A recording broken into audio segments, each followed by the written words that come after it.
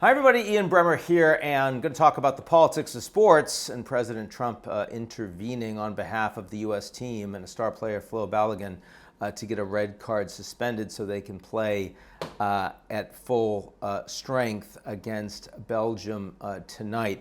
I have to say I'm really not a fan of this at all. And I hate to see the politics and the sports come together. It happens all the time. I haven't opined on it recently.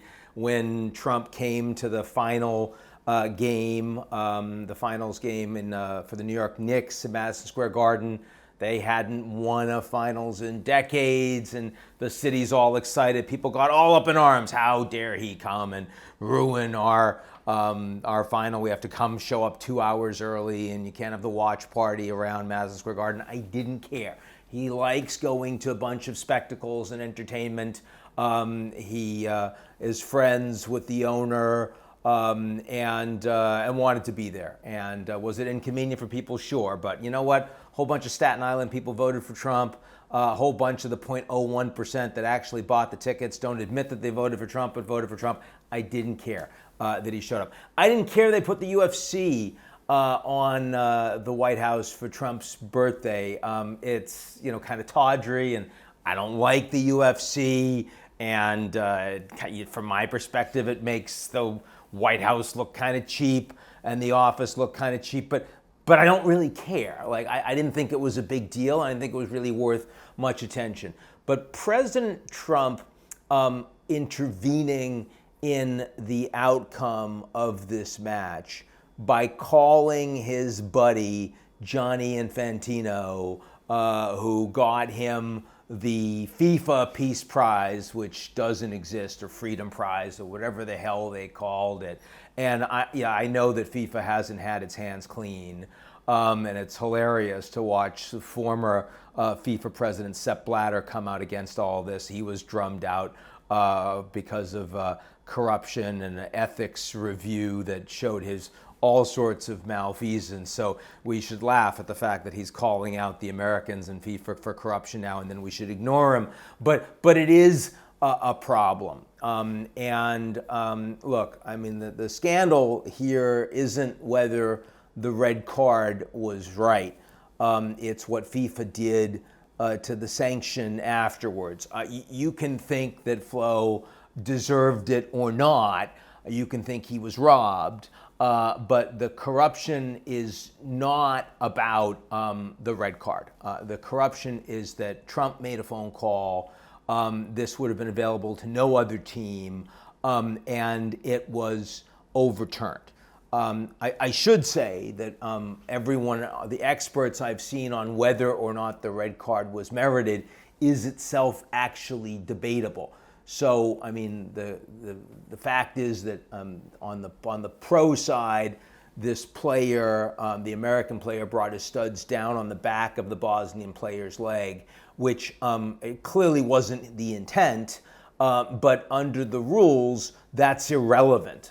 Anytime you endanger an opponent's safety is a red card, whether you mean it or not. And the point of contact is exactly what you're looking for. Now, the fact that 3 video officials and the referee looked and agreed is a statement in its favor.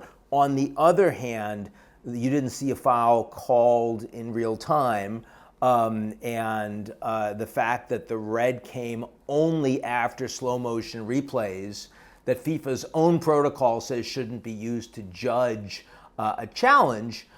Because when you slow down an action of any sort, it makes it look deliberate. And we've seen that in Minnesota with ice. And we've seen it in a whole bunch of other sports contexts over the years. There's all sorts of published research around that. So reasonable people looking into this could make an argument either way. And that's perfectly understandable and normal. But what is not normal, what is completely indefensible, is the reversal. I mean, you can have appeals processes, you can have consistent protocols, you can have independent reviews. Transparency is fine. And a written finding applied to every player in the tournament. fine. What happened here is FIFA ruled on nothing. It just made the ban vanish after President Trump makes a phone call. It was no adjudication. The red card's not been overturned.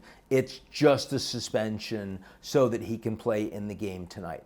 I think what's truly sad about all of this is that Flo didn't want it.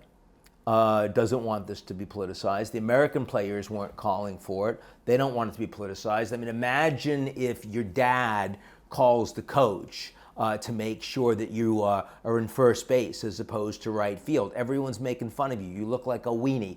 I mean, if the Americans win the match tonight, and I hope they do, it's going to have an asterisk on it. And I mean, you want an asterisk when it's Barry Bonds because he's juicing, but that's his decision. You don't want an asterisk when it's the American players that didn't ask for the help and didn't need the help. They've had an extraordinary World Cup so far. They were able to win 2-0 against Bosnia-Herzegovina and played most of the second half, one man down.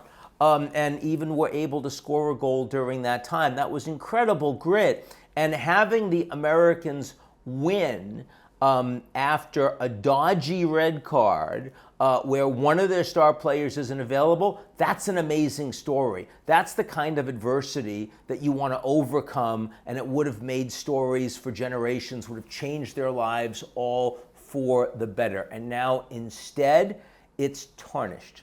And why did Trump need to do that? Well, because, the rules don't apply to him, so why should they apply to anybody else? That's sort of the way he looked at it, but not everyone looks at things, and not everyone feels about things, about the rules that not applying to them the way that Trump does. It's truly unfortunate. I wish he hadn't done it. I'd like the Americans to win and win with the same mechanisms as everybody else. And the fact that people are complaining that Ronaldo had a red card and should have had a 3-game suspension instead only had 1. Yeah, that's corrupt too, and never should have happened. And the fact that the Americans are throwing their weight around when they don't need to is utterly unnecessary. The fact that Messi doesn't get red cards when he probably should because he's a superstar, yeah, we see that in the NBA too. And the flopping, my God, it's horrible and stupid and embarrassing. But all of those things do not mean that the Americans needed help from the President of the United States to call the head of FIFA who's sucking up to him for reasons of cash and nothing else. The U.S. should be bigger than that, should be better than that. Belgium's a little country. It's not even the biggest, the most geopolitically influential of Benelux. It's kind of in the middle. The Netherlands, you'd probably put at the top there. And the Americans are saying that they can't win without Flo. Sounds like bullshit to me. So anyway, sorry to see this entire thing happen.